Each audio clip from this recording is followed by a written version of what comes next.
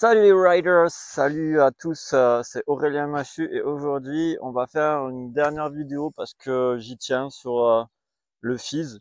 Et vous avez vu le titre de la vidéo, c'est le l'IRSP en fait dans le FIS, en fait, dans cette compétition. Donc vous le savez, ça fait longtemps que j'avais réfléchi à arrêter le FIS. C'était pas juste cette année, c'était vraiment l'année, à partir de l'année dernière. En fait, je voulais déjà arrêter de faire les compétitions du FIS par rapport à l'IRSP, parce que c'est vraiment quelque chose qui marque pour moi la compétition du FIS.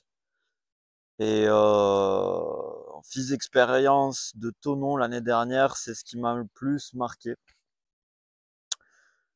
Donc c'est ce qui m'a donné envie de commencer à réfléchir à arrêter les compétitions du FIS en fait. C'est pas les vidéos que je viens de faire ou ce qui s'est passé récemment, juste vraiment c'était bien avant et juste cette année ça m'a confirmé qu'il fallait que j'arrête. Et c'est un bon truc, hein. De toute façon, c'est pas forcément mauvais ou bon, hein. C'est aussi la vie, hein. Il y a des moments où il faut savoir dire non. Et, euh, et bon, bref. Je vais pas trop parler de moi. On va essayer de parler. Alors, dans cette vidéo, l'autre vidéo, on a parlé des femmes, un peu plus des femmes, de les respects par rapport aux femmes, avec Maëva Alagné.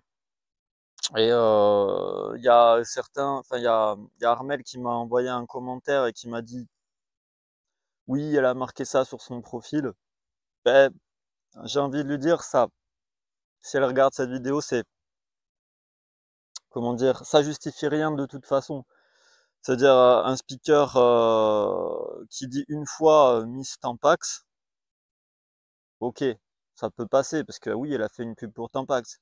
Mais un speaker qui dit 40 fois, qui l'appelle même pas par son prénom et qui l'a dit 40 fois dans la même compétition Miss Tampax, là ça passe pas, vous voyez.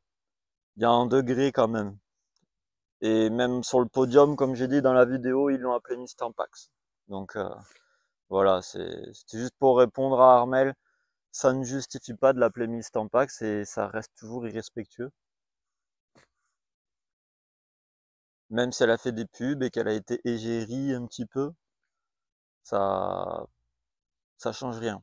En compétition, elle est là pour faire du skate, elle est pas là pour se faire appeler Miss Tampax. Bref, je passe sur le côté des hommes parce qu'en fait, ce genre d'attitude que les speakers ont ou que les organisateurs ont envers les skateuses, nous, en tant que mecs, on l'a depuis très longtemps en fait.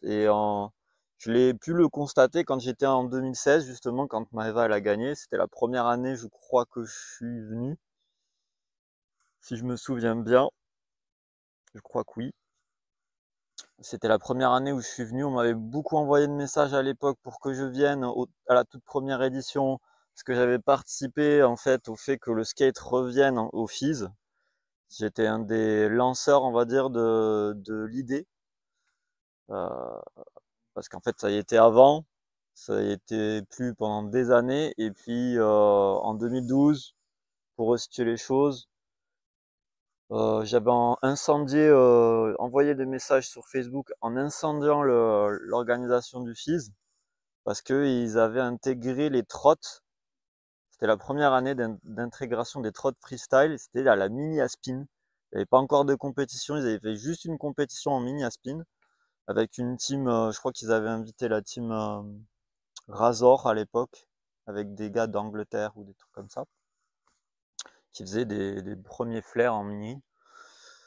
Et c'était vachement impressionnant, moi je les suivais carrément, alors que je faisais pas de trotte à l'époque. J'avais arrêté depuis longtemps. Enfin bref, tout ça pour vous resituer les choses. Et du coup, je crois que c'est en 2013 la première édition. En 2012, je fais mon gros clash. En 2013, ils font la première fois, je crois, le FIS. Et du coup, c'est en 2013, je crois que c'est avec. Je suis pas sûr de moi, je connais pas toute l'histoire de ceux qui l'ont mis en place. Parce que moi, j'ai juste starté le truc, l'idée. Et je crois que c'est Victor Pellegrin qui doit être lié à ça, mais je ne suis pas sûr de moi, il faudra vérifier. Il n'y a pas vraiment d'histoire qui explique comment c'est passé. Donc bref. Donc on y va. On y va, on y va, on arrête de parler de tout ça. de toute l'histoire du FIS, en tant que skater, bien sûr, dans le monde du skate. C'est juste que, pour faire simple, dans cette vidéo, on va parler d'irrespect envers les skaters que le FIS a envers les skaters. Le FIS d'une manière globale, de par ses organisateurs, et le fait que, en fait, comme les riders ne réagissent pas et font un peu un déni, et c'est vrai, on va pas se mentir, ils font un déni, c'est-à-dire ils disent que c'est pas grave, que oh, c'est passé, la compétition elle est finie, on va pas faire de polémique, blablabla. Dans le skate en général, on n'aime pas faire de polémique, on aime plutôt être secret, discret, et c'est pour ça que je fais des vidéos sur YouTube, pour être au moins un des gars qui en parle, vu que de toute façon, je n'ai plus envie de faire le fils, donc autant parler des sujets qui fâchent, pardon, pour que les organisateurs corrigent un petit peu ça et essaient d'améliorer les choses, comme ils l'ont fait il y a 2-3 ans. Il y a 2-3 ans, ils avaient amélioré les choses, il y avait des très bonnes équipes qui géraient le FIS, et c'était très bien. Mais ce n'est plus le cas. Et du coup, il faut le dire quand ça va pas, hein. Normalement, c'est mieux. Donc, on va revenir en 2016. Vous savez, bon, j'ai parlé de Maëva Lanier, j'ai parlé de qu'on l'avait appelé Miss Tampax. Voilà. Le souci, c'est que le même speaker, à l'époque, je me rappelle, je pouvais pas faire la compétition pro. J'étais obligé de la faire en amateur. Parce qu'en fait, j'étais arrivé 1 heure à l'avance, avant les inscriptions, pour m'inscrire, et vous vous doutez bien, les organisateurs m'ont refusé. Ils m'ont refusé, c'est la première fois qu'ils m'ont refusé. Ils m'ont refusé une deuxième fois en 2017 et une troisième fois, je sais plus. Et après, j'ai arrêté d'aller à Montpellier, ça m'a saoulé. Et c'est ça le problème, vous voyez, c'est l'irrespect. En fait, moi au début, je croyais que c'était juste moi qui les respectais, en fait. Et en fait, c'est carrément tout le monde. Il y a plein de témoignages, en fait, même de youtubeurs. Et du coup, pour rester sur 2016, en fait, à l'époque, j'avais regardé du coup la compétition pro, et le même speaker qu'avait appelé Miss Tampax Maëva Lanier, les skaters, il leur disait en fait la fameuse expression que tout le monde connaît, c'est celle qui est mythique dans le FIS, mais c'est aussi celle qui montre la façon dont considèrent le FIS les riders et les skaters, parce que moi je l'ai pas entendu dans d'autres disciplines à part dans le skate pour l'instant. C'est la fameuse expression les sous-sous dans la poche. Vous la connaissez cette expression? Eh ben, moi je l'ai jamais appréciée vraiment. Vous voyez, j'ai toujours trouvé ça nul comme expression, mais et irrespectueux à souhait, quoi. Le problème, c'est que quand on dit les sous-sous dans la poche, en fait, on considère les skaters comme quoi? Comme des crève-la-faim, comme des SDF, comme des, enfin, vous voyez, c'est condescendant, vous voyez. Et c'est complètement irrespectueux. Alors, il y en a plein qui vont me dire, mais non, t'exagères Aurélien. Enfin voilà, moi j'essaie pas de créer une polémique, mais franchement, personnellement, en 2016, je l'ai écouté et je l'ai vu, du coup, le speaker dire aux autres skaters, ça avait pas l'air de les enchanter qu'on leur dise les sous dans la poche, hein. Ça avait pas l'air de leur plaire. Ils disaient rien, mais on sentait que ça leur plaisait pas trop. Et moi, là récemment, là au FIS que j'ai fait à Tignes, en freestyle tour, en fait, j'ai entendu JD, alors que je l'apprécie énormément JD, pour moi c'est un des meilleurs speakers qui ait jamais eu au FIS, sans contestation possible. Mais j'ai été étonné qu'il utilise cette expression en fait, les sous-sous dans la poche. C'est-à-dire, on n'en est pas arrivé jusque-là pour retourner 20 ans en arrière, enfin 10 ans en arrière, dans l'IRSP au niveau des skaters et des riders. Vous voyez, ce qui est le plus nul, c'est que cette expression les sous-sous dans la poche, c'est méprisant envers nous. Mais nous, la plupart du temps, en fait, on va pas au FIS pour les sous. Parce qu'en fait, il n'y a rien à gagner. La plus grosse compétition du FIS enregistrée, elle fait quoi? Le vainqueur, il a 1000 euros. C'est rien, c'est même pas le prix d'une compétition amateur, vous voyez? En pro, hein, en pro. Donc, tu te dis, bon, là, ils ont augmenté, là, il y a 2-3 ans, pour les mecs. C'est-à-dire qu'en FIS World à Montpellier, maintenant, c'est 5000, alors qu'avant, c'était 1000 ou 2000 pour le premier. Et, mais c'est toujours rien, en fait, pour une compétition internationale. La plupart des compétitions internationales, ils chiffrent au-dessus de 10 000 euros, vous voyez? Au-dessus de 10 000 euros, on peut dire que c'est réellement une compétition internationale. Mais en dessous, on peut pas dire que c'est une compétition réellement internationale, vous voyez? Et le fait qu'ils utilisent l'expression les sous-sous dans la poche, c'est genre ultra méprisant parce que ça veut dire que vraiment on est des crèves la faim et que voilà quoi, ils nous sous-payent. En vrai, ils nous payent tellement peu que, comme je dis dans les autres vidéos, ça sert presque à rien de faire leur compétition parce qu'en fait, on prend des risques inconsidérables en fait. La plupart des skateurs qui font le FIS, ils prennent des risques.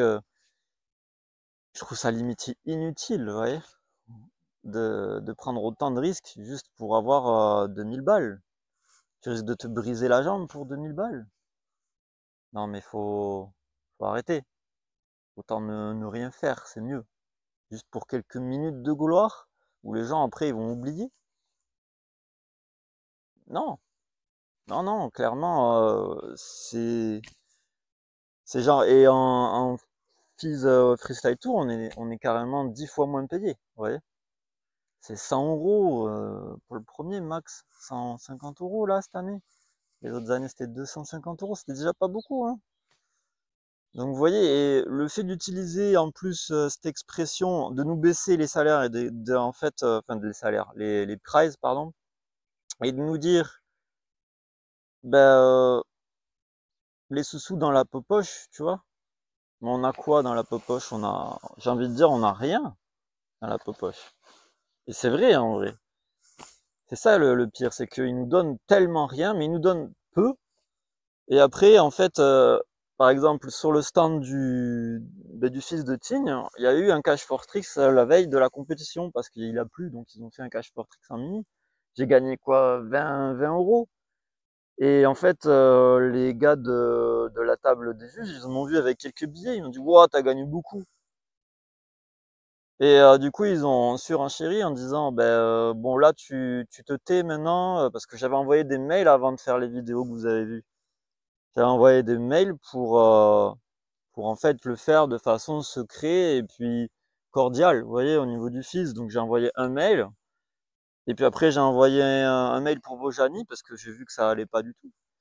Et puis j'en ai envoyé un deuxième à Tignes, parce que c'était encore pire qu'à Vojani, alors que je pensais pas que ça pouvait être pire que Vojani, vous voyez, je l'imaginais même pas, en fait. Et pour moi, Vojani, c'était le pire. Donc vous imaginez Tignes un petit peu. Et du coup, j'ai envoyé un deuxième mail, mais ça m'a tellement saoulé parce que j'aime pas du tout envoyer des mails en fait. J'aime pas écrire juste. Ça me saoule. Et du coup, j'ai envoyé ces deux mails. Et comme j'ai vu que vraiment il n'y avait pas du tout de réaction, et qu'en plus, à Vojani, on m'a menti concernant Tignes, on m'a vendu qu'il y avait des médailles, il n'y en avait pas. Vous voyez, c'est des mensonges. C'est toujours l'irrespect, ça en vrai. C'est ça le problème. C'est que c'est encore plus irrespectueux quand on te manipule et qu'on te ment. Et quand j'étais à Tignes, en fait, les 25 euros là dont je vous ai parlé tout à l'heure, ils ont surenchéri à me dire, bon, maintenant t'as ton argent, tu te tais, limite, tu voyais, en me mettant. Et je les ai regardés, j'avais envie de leur dire, mais en fait, c'est pas parce que j'ai que 25 que c'est pas 25 balles. Je veux dire, je les ai gagnés en faisant des tricks. Donc, dans tous les cas, je les ai gagnés. C'est-à-dire que j'ai charbonné si je les ai. Ils me les ont pas donné comme ça. Hein. J'ai pas fait la manche en disant ah, donnez-moi de l'argent. Enfin, je veux dire, à un moment donné, il faut arrêter vraiment de mépriser les gens. Parce que vous voyez, c'est du mépris carrément, c'est plus de l'irrespect. On passe dans un niveau au-dessus. Et j'avais envie je pensais dans mon esprit là, je me disais, mais en fait, vraiment, ils sont dans le mépris total des riders, quoi. C'est à fond, quoi. C'est vraiment, ils y vont à fond, quoi. Et vous voyez, c'est ce type de mépris. Et je sais que, par exemple, Il y a beaucoup de skaters et de riders en général qui ont eu un petit peu, et du coup ils ont fermé leur gueule, parce qu'ils ont un petit peu, et du coup vous voyez, c'est le côté chaud-froid qu'on fait en manipulation en général. Moi j'aime pas du tout ça. Mais les gens qui manipulent les gens, ils font ça, c'est-à-dire ils donnent peu pour que les gens ils ferment leur gueule. Voilà. Ils donnent assez, juste assez, juste. Et c'est le cas, hein, quand t'as une personne qui gagne le FIS, bah, et qui a été, on va dire, traité de façon irrespectueuse, bah, il dit rien. S'il a gagné le FIS, tu vois, et donc du coup, il veut pas créer d'histoire. Ou alors quelqu'un qui a fait troisième ou deuxième et qui gagne quand même une belle somme, une belle médaille, bah il se tait parce que bah du coup il a quand même gagné quelque chose, tu vois, il est quand même content, même s'il a été méprisé. Et c'est ça que j'aime pas dans le film, c'est que on te méprise, on te respecte pas et on te fait gagner pour que tu te tais. Et il y a beaucoup de skaters, de riders qui ont eu ce problème. Je suis pas le seul en fait à en parler. Par exemple, j'ai vu une vidéo en BMX. À l'époque, je suivais beaucoup Philippe Cantenot. Qui c'est qui connaît Philippe Cantenot? Qui était sponsorisé par Cana. Un jour, il va au FIS à Anglet, un FIS expérience, si je me souviens bien, sur le skatepark d'Anglet. Donc de la plage d'Anglet, Pays Basque, tout ça. Et il a fait une vidéo et en fait ils l'ont tellement maltraité dans le parcours. Je sais pas si j'arriverai à vous mettre des extraits, mais vous pouvez le voir. J'essaierai de vous mettre le lien en description. Si j'arrive à retrouver la vidéo, s'il a pas supprimé, parce que entre temps peut-être il a discuté avec le fils, je ne sais pas. Mais à l'époque, vraiment, c'était flagrant. Il l'avait vraiment sous-classé, disqualifié, alors qu'il méritait d'être qualifié. Il l'avait carrément disqualifié, juste parce que quelques organisateurs aimaient pas ce qu'il faisait en vidéo ou qu'ils étaient jaloux ou un truc comme ça, ouais. C'était juste du mépris en fait. Et il y a beaucoup de riders en fait qui ont été méprisés comme ça. Alors en roller, malheureusement, je ne sais pas, mais c'est assez tabou. Il n'y a pas beaucoup de rollers d'ailleurs qui, par rapport à la pétition que j'ai fait là sur les gains, ils n'ont pas voulu signer parce que je suppose qu'ils leur ont dit, en fait, les organisations, de ne pas signer. Et même les gars ont dit de ne pas signer parce qu'en fait, bah, du coup, ça déplaît en fait. C'est une pétition que j'ai faite qui déplaît aux organisateurs du FIS parce que s'il y a beaucoup de monde qui la signe, et ça reste anonyme hein, les signatures, hein. S'il y a beaucoup de monde qui la signe, ben ils sont un peu dans la merde. Il faut qu'ils fassent quelque chose, vous voyez. Et ça leur pose problème parce que leur but ce n'est pas de bien payer les riders, c'est de les payer moins. Et voilà quoi. Donc du coup, je les dérange énormément, on va dire. Ça leur plaît pas du tout. Et ben oui, mais à un moment donné, il faut taper dans la fourmilière pour que ça se débloque, parce que sinon, il y a rien qui se passe. Vous voyez, on finit avec quoi? On va finir avec 5 euros de prize money. Moi, je veux pas ce scénario-là, même pour les autres. Vous voyez, on est dans le progrès, pas dans la régression. Et voilà, donc du coup, c'est tout ce type d'irrespect, vous voyez. En fait, je pense des expressions comme les sous-sous dans la popoche devraient plus exister. Et je vais même aller plus loin au niveau de, par exemple, je vais revenir sur mon cas. Je vais parler de moi-même parce que c'est un bon exemple en vrai d'irrespect. C'est que Avojani, je vais mettre les extraits dans la vidéo. J'étais content à un moment donné que Armel Tisler, elle m'encourage, vous savez, parce que j'étais étonné, je pensais pas qu'elle allait m'encourager ou quoi que ce soit. Tu vois, elle est dans sa vie en général, elle fait ses trucs, et puis ensuite, voilà, elle rentre. Et, euh, et en fait, juste, elle m'encourage, mais en fait, au début, j'étais content, ça m'a fait rire, parce qu'elle était pleine d'énergie et tout. Dans la vidéo, on l'entend crier, tout ça. Et juste avant, t'as JD qui aussi qui dit Machu. Et j'étais étonné parce qu'en fait, et Armel aussi avait dit Machu, Machu, ou un truc comme ça. Et en fait, par expérience et par dans ma vie, depuis que de l'école primaire jusqu'à maintenant, en fait, tous les gens qui m'appellent Machu, c'est des gens qui me méprisent, mais très fortement. Et en fait, ça m'a fait de la peine que JD, il m'appelle Machu, et que après Armel suive en m'appelant Machu et en m'appelant pas par mon prénom, vous voyez. Parce que Machu, c'est pas moi. Machu, c'est un nom de famille. Moi, c'est mon prénom, c'est Aurélien, vous voyez. Et les gens qui me respectent en général m'appellent Aurélien. Ils m'appellent par mon prénom. Ils m'appellent jamais par mon nom. Et en fait, ça m'a fait de la peine parce que j'ai re-regardé plusieurs fois la vidéo parce que vraiment j'ai pas réagi tout de suite, si vous voulez. J'étais content en même temps qu'on s'en m'encourage, vous voyez, c'est comme pour les compétitions quand on gagne quelque chose, un truc comme ça.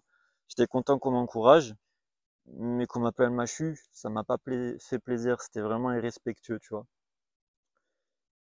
Et de la même façon que Maeva, elle s'est fait appeler Miss Tampax, et pas Maeva, vous voyez, Maeva Lanier, ben en fait, ça m'a fait le même ressenti qu'on m'appelle juste Machu. Et quand vous entendez l'intonation de la voix des gens qui disent Machu, et ben vous comprenez que c'est de l'irrespect en fait, dans l'intonation de la voix. Et c'est ça qui est problématique, c'est la façon dont c'est dit. Et je pense que quand j'étais à Office en 2016 et que Maeva elle a été appelée Miss Tampax, il y avait l'intonation de la voix et les rires derrière aussi, vous savez. C'est pas juste le fait de l'appeler Miss Tampax. Et moi, c'est pas juste le fait de m'appeler Machu, c'est vraiment l'intonation et le rire qui suit, en fait, qui montre que c'est le respect, en fait. Et vraiment, tous les gens qui me respectent en général m'appellent Aurélien, mais il y a très peu de gens qui m'appellent Aurélien dans les compétitions, je dois vous avouer. Donc, vous voyez, ça caractérise l'irrespect dans le FIS, dans les compétitions générales, mais en général, c'est le FIS surtout qui a ce type d'attitude, les organisateurs. Et c'est dommage. Et du coup, ça serait cool que vraiment il y ait un peu plus de respect. Le respect, je vais terminer par ça. Le respect, c'est pas quelque chose qu'on mérite.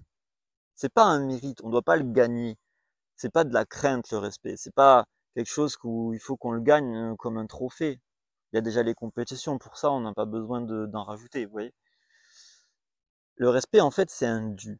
Tout le monde a le droit au respect. Et on doit le respect à tout le monde.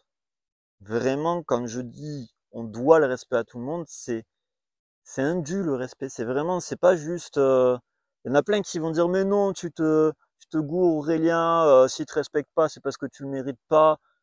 Il n'y a pas de mérite à avoir du respect. Le respect, c'est quelque chose de normal, c'est la base des relations humaines. Tu me respectes, je te respecte. Je te dis bonjour, tu me dis bonjour, vous voyez. Si tu dis pas bonjour à quelqu'un, c'est que tu le respectes pas. On est d'accord. Donc moi, quand quelqu'un me dit pas bonjour, je dis bonjour. Jusqu'à ce qu'il me dise bonjour. Et là, on peut discuter. Vous voyez? Parce que ça s'appelle du respect. C'est un dû. Ce n'est pas quelque chose qu'on doit demander ou gagner. Vous voyez? C'est un dû. Même aux États-Unis, une fois, il y a un gars qui est venu me parler, un agent de sécurité. Il m'a parlé avec irrespect, il m'a pas dit bonjour. Je lui ai dit 10 fois good evening, good afternoon, pardon. J'ai dit 10 fois good afternoon, en accentuant good afternoon, good afternoon, good. Et à un moment donné, il a tilté, il a dit good afternoon. Et là, on a parlé. Mais si on n'avait pas eu cette base de respect, ça allait dégénérer en fight. Je vous le dis clairement par expérience, surtout aux États-Unis. Et en fait, juste avec cette base, il a vu que je voulais qu'il me respecte parce que je le respecte. Il a compris que moi je le respectais, mais que fallait qu'on ait une bonne base de discussion dès le départ. Et ce qui s'est passé après, c'était super parce qu'en fait, on a parlé carrément de pro skater. Un gars qui est agent de sécurité et qui connaît rien au skate. Hein. On a parlé de pro skater et d'un pro skater qui vit dans son quartier. Donc, ça a été carrément une très bonne discussion, une très bonne vibe et ça s'est très bien terminé. Et en plus, on a pu discuter de si jamais je dois revenir sur le spot, comment je dois faire, vous voyez? Alors que c'est complètement interdit, hein. C'était un spot de skate street avec des grillages, c'est impossible déjà d'y rentrer presque. Donc c'est juste pour vous montrer, vous restituer le contexte. Et vraiment le respect, les gens, il faut qu'ils se mettent dans l'esprit que c'est un dû. Vous devez le respect. À la personne qui demande une pièce dans la rue, vous devez le respect. À l'instituteur en classe, vous devez le respect. Aux petits enfants que vous gérez, si vous êtes un animateur, vous leur devez le respect aussi. C'est pas parce qu'ils sont petits et méprisables qu'ils n'ont pas le droit au respect. La personne âgée qui passe dans la rue et qui galère avec sa canne, vous lui devez le respect. Encore plus, parce que c'est une ancienne. C'est une personne âgée. Vous voyez? Le marchand, peu importe lequel c'est, peu importe comment il se comporte, vous lui devez le respect aussi. Est-ce que ça veut dire qu'il faut que vous achetiez ses fruits et légumes obligatoirement? Non. C'est pas ça. Mais vous lui devez le respect. Donc, bonjour, merci, au revoir. Systématiquement. Le boulanger, la boulangère, pareil. Le boucher, pareil. Voilà, le respect. Et si possible, une bonne énergie. C'est juste un dû, le respect. Ce n'est pas c'est un devoir de citoyen, d'être humain même, j'ai envie de dire. Mais le respect reste un dû. On doit le respect aux gens. Et ils nous doivent le respect, bien sûr, en retour. C'est un dû. Pas quelque chose qu'on doit gagner. Gagner sa vie, oui.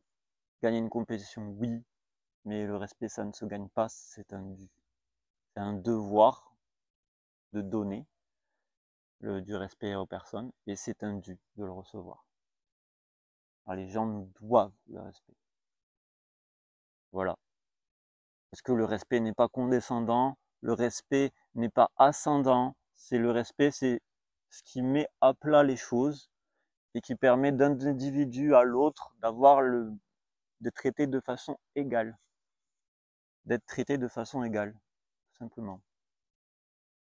Donc on va terminer sur ça, en espérant que le FIS un jour fasse des formations sur le respect, ça serait cool. Le respect de l'être humain en général, hommes et femmes, peu importe. Et bon ride à tous. Ciao, ciao.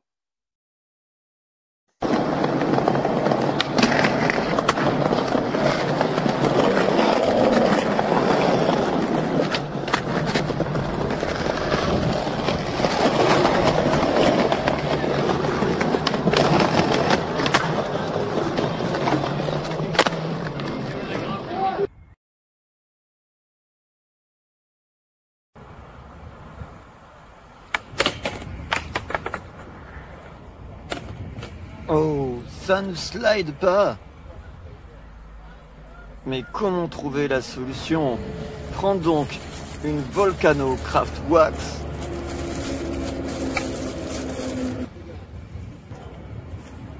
Grâce à sa formule, en slide modéré, un tout petit peu de wax suffit pour exécuter ton slide. Fait en matière entièrement recyclée et disponible sur Vinted.